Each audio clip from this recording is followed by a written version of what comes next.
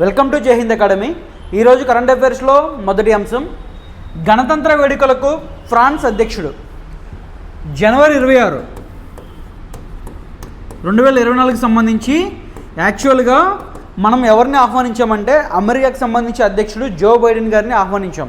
So ఏంటంటే ఆయన కొన్ని కారణాల వల్ల ఈ యొక్క వేడుకలకు హాజరు కాలేకపోతుందని చెప్పారు. దానిలో భాగంగా ఫ్రాన్స్ అధ్యక్షుడు ఇమ్మాన్యుయల్ మ్యాక్రాన్ ఆయన హాజరవబోతున్నమాట ఈ యొక్క రిపబ్లిక్ డే వేడుకలకి సంబంధించి. సో ఏంటంటే ఈయన ఇప్పటి వరకు రిపబ్లిక్ డే వేడుకలకి భారతదేశానికి 6 times వచ్చారన్నమాట ఇప్పటికీ.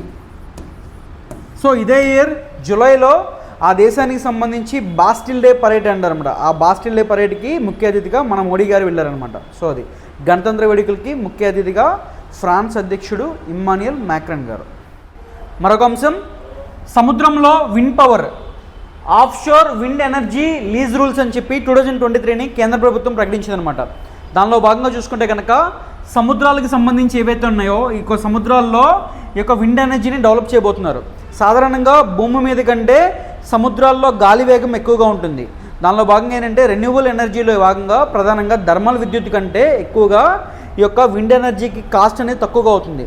సో ఇన్ని చూసుకుంటే కనుక మనం 2030 నాటికి మనం మొత్తం రెన్యూవబుల్ ఎనర్జీ అనేది 500 GW సామర్థ్యంగా పెట్టుకున్నాం అనమాట. దానిలో భాగంగా ఈ యొక్క విండ్ ఎనర్జీని సముద్రంలో ఏర్పాటు చేయడానికి లేటెస్ట్గా రిలీజ్ రూల్స్ ఇచ్చిందనమాట. సముద్రంలో సర్వే కోసం 3 ఏళ్ల గడువు 5 ఏళ్ళకి పెంపొందించారన్నమాట. అలాగే ప్రాజెక్టుకి సంబంధించి లీజ్ వ్యవధి 35 ఏళ్ళుగా నిర్ణయించారు. దేశ విదేశాలు విస్తరిస్తున్న ఆఫ్షోర్ విండ్ పవర్ ప్లాంట్స్, రాష్ట్రంలో పెరుగుతున్న పునరుత్పాదక విద్యుత్పత్తి, అలాగే రాష్ట్ర ప్రభుత్వం చూసుకుంటే కనుక ప్రజెంట్ మన ఆంధ్రప్రదేశ్కి సంబంధించి చూసుకుంటే కనుక రెన్యూబుల్ ఎనర్జీ మొత్తం 8,998.323 మెగావాట్స్ ఉంది ప్రజెంటే. దాంట్లో ఈ యొక్క విండ్ ఎనర్జీ చూసుకుంటే కనుక పవన విద్యుత్ అనేది 4,083.37 మెగావాట్స్ ఉందన్నమాట. అలాగే పోయిన సంవత్సరంతో పోలిస్తే కనుక దేశవ్యాప్తంగా వృద్ధి ఎలా ఉందంటే 8% పెరిగింది. మన ఏపీలో చూసుకుంటే కనుక 9.8 ఉంది. అంటే దేశవ్యాప్తంగా కంటే ఏపీలో 1% అనేది ఇక పవన విద్యుత్ అనేది ఎక్కువగా ఉందని చెప్పి ఈ రిపోర్ట్లో చెప్తున్నాను అనమాట. మరొక అంశం, రోడ్డు ప్రమాద మరణాల్లో ఢిల్లీ టాప్. ఏంటంటే విజయవాడ ఎంపీ గారైన కేశినేని నాని గారు ఒక క్వశ్చన్ అడుగుతారన్నమాట. దానిలో భాగంగా ఏంటంటే దేశవ్యాప్తంగా 2022 సంవత్సరానికి సంబంధించి 10 లక్షల జనాభా దాటిన నగరాలకు సంబంధించి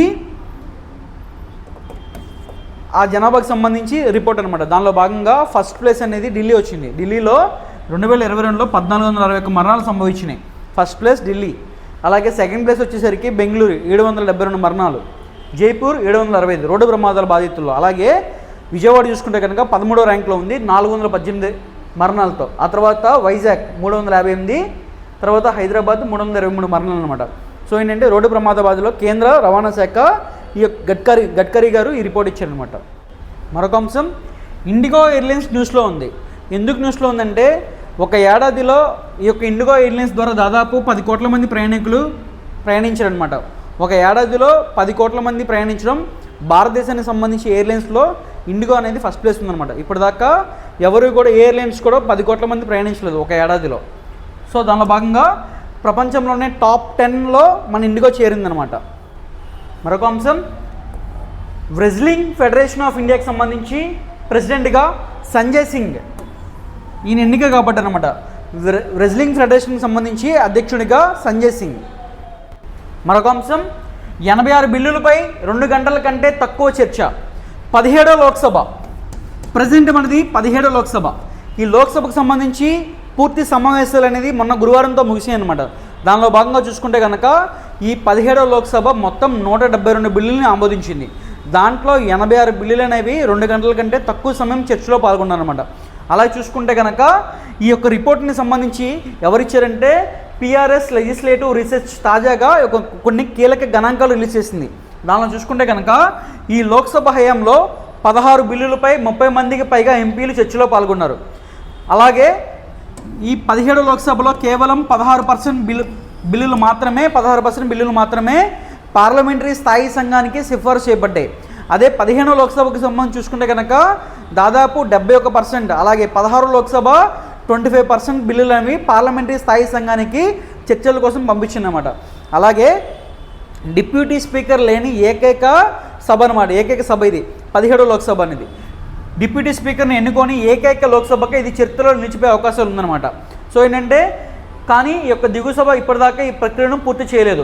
రాజ్యాంగంలో ఆల్రెడీ స్పష్టంగా ఉందన్నమాట, కానీ ఈ యొక్క లోక్సభలో డిప్యూటీ స్పీకర్ లేడనమాట. అలాగే చూసుకుంటే ఈ నెల 14 నుంచి 21 శీతాకాల సమావేశాల్లో లోక్సభలో 100 మంది ఎంపీలు సస్పెన్షన్ గురయ్యారు.